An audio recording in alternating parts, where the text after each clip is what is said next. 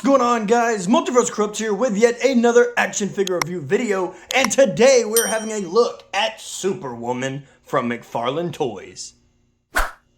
As always, starting off this video, guys, we're taking a look at the McFarlane DC Multiverse packaging, and we got the beautiful open face window to where we can see the figure and all the accessories that she comes with inside. DC Multiverse down here at the bottom and Superwoman's name. And then flipping over here to the side, it also says Superwoman from the Crime Syndicate. And then over here on the back is a product shot. It's kind of just an up-close image of Starro, no Superwoman in sight. Going over here to the other side though, guys, really nothing else going on other than DC Multiverse and Superwoman's name again. Nothing going on at the top, and then down here at the bottom is the barcode for you barcode guys. With all that said though, guys, let's go ahead and rip Superwoman out of the packaging and see how she looks. On Earth -3, Donna Troy hails from Demon's Island. Her Earth's Themyscira, where the women are ruled by a cruel queen, Hippolyta. When Steve Trevor arrives on the island in 1945, he and Donna quickly fall in love. But Steve has an ulterior motive. He's there to recruit soldiers for the war. And when he doesn't get the warriors he wants, Steve takes Donna hostage instead. Donna then has to make the difficult decision to destroy the one she loves, a dark lesson her mother Hippolyta wanted her to learn. Subsequently, Donna leaves the island and forms an army of supervillains known as the Crime Syndicate, vowing to one day return and depose her mother as ruler. So right here, guys, is Superwoman out of the packaging, and I will say with first-hand impressions, I actually kind of like this figure. I like it a little bit more than I did the Ultraman. She does have a bit more detail going for her, which is what is making me like her more than Ultraman. I will say that she is not great. She's not top shelf, but it is nice to see a step up, especially from the leg region, from a prior Wonder Woman figure that we've seen from the Wonder Woman 84 adaptation, and she had no detail, no muscle tone within the legs, but as you can see that she does have it here, but we'll dig more into that when we get to detail. With all that said though, guys, let's go ahead and get Superwoman off of the rotating turntable and see the accessories that she came with.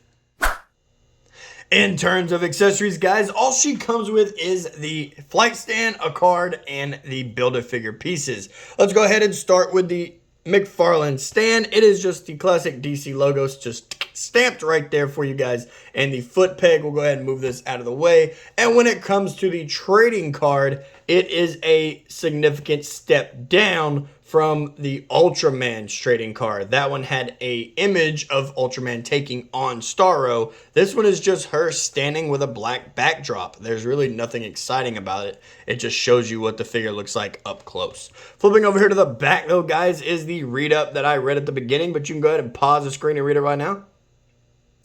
Always give you guys that little bit of a second.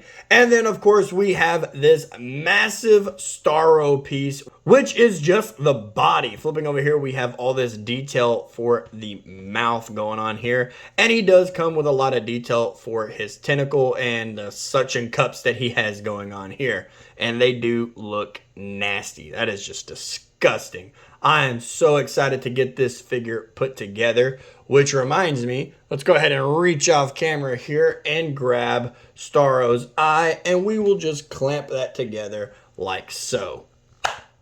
Nice little click for you guys. So we do have two pieces for the Starro Build-A-Figure, and when we get the last two figures in this wave, I will show you guys how to put this thing together. It is straightforward. As you can tell, it's just a bunch of clamps everywhere. But I digress. Let's go ahead and move him over here, just kind of staring at you.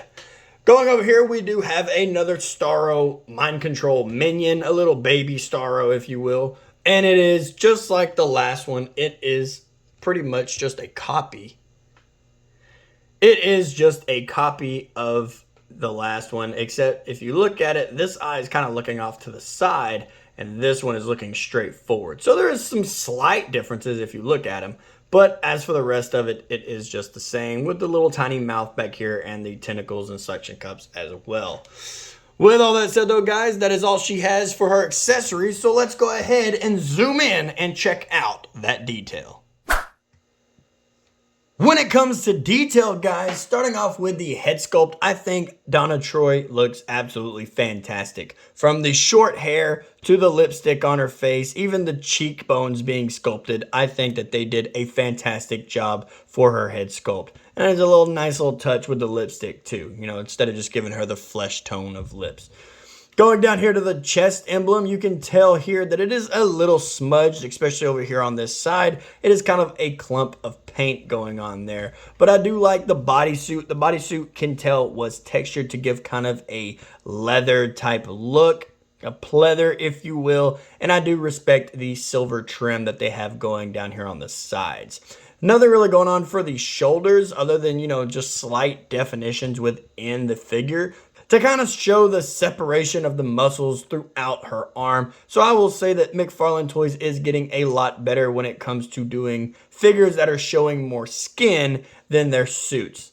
Going down here to the legs, I will say that I am grateful that they actually gave her some definition within her legs, as we have seen here. And pulled Wonder Woman off the shelf for this, and she just has these toothpicks of plastic with no muscle definition whatsoever in Wonder Woman's legs. But it is nice to see a step up when it comes to these figures that just show more skin. Going down here to the boots, or the laced heels, whatever you want to call them, they are actually detailed all throughout the figure. And this side is nicely painted, but this side is a bit of a mess. It just kind of looks like when they painted one side, they got lazy and just gave half effort over here on this side. Didn't think anyone would notice, but here we are. So hopefully when you get your own figure, how that will look. With all that said though, guys, let's go ahead and move away from the detail and check out the size and articulation. When it comes to how tall Superwoman stands, Superwoman does stand at about the 7¼ mark, so she is slightly shorter than Ultraman. If you remember from his video, he does stand at the 7½ mark. Let's go ahead and get her off of this stand and move her slightly closer to the camera so that we can go into the articulation. When it comes to her head articulation, she doesn't look up at all due to her hair being in the way, but she can look down, and she is on that ball joint, so she does rotate her head all the way around, and she gets some slight head tilt, but her hair is really in the way. When it comes to her arm articulation, her arm does go out about that far, and it does rotate all the way around, and it has a useful butterfly joint as well. When it comes to her bicep is not on a bicep swivel, or at least mine are not. They are just implanted in place, and they are going absolutely nowhere. As for her elbows are on that double hinge, and her wrists are on that hinge and peg, so they can go down, they can go up, and rotate all the way around. Going down to her abs, there is no ab crunch, there's no ab articulation whatsoever, but she can rotate her hips all the way around. Her legs do kick out about that far, and they kick back about that far, but due to this little cloth down here, they can only go so far. When it comes to her knee articulation, she is on a double hinge again, and then down here at the ankles, they do articulate down, they articulate up, and she does have toe articulation as well as that ankle pivot. Now that the articulation is out of the way, guys, let's go ahead and get into some size comparison. Starting off this size comparison, guys, here we have Superwoman standing next to Ultraman, and as we can tell, he is literally just a hair taller than Superwoman. But since they're within the same wave, I am okay with this. It doesn't bother me at all that he is just barely taller than her, being that she is a Amazonian. Amazonians are tall. Speaking of Amazonians, here we have Superwoman standing next to Wonder Woman, and as you can tell that these figures are about the same height. So that will work if you wanted a versus matchup, and you can really tell the difference, how far McFarlane has come when it comes to Wonder Woman over here with no definition hardly except for in her suit, and then over here where Superwoman is actually defined with muscle tone and actually looks strong. Right here, guys, we have the NECA Toys Alpha Predator standing next to Superwoman, and he is much taller, but to me, again, that this scale does work for me. I'm okay with my Predators being taller than human-based figures. And then, of course, last but not least, here we have Reed Richards, Mr. Fantastic from Marvel Legends. And I'm going to leave this completely up to you guys. Being that she is an Amazonian, she could be this much taller than a standard human being, but that is completely up to your imagination. Alrighty guys, and there you have it. Another action figure review in the books on my channel for you guys to enjoy. When it comes to my review on this figure, guys, I'm going to give Superwoman a solid 6 out of 10. I do think that she is a slight step up from Ultraman that we see standing back there in the back, and I do think she is a major step up from previous figures that we have seen in the past who showcase more skin than their uniforms.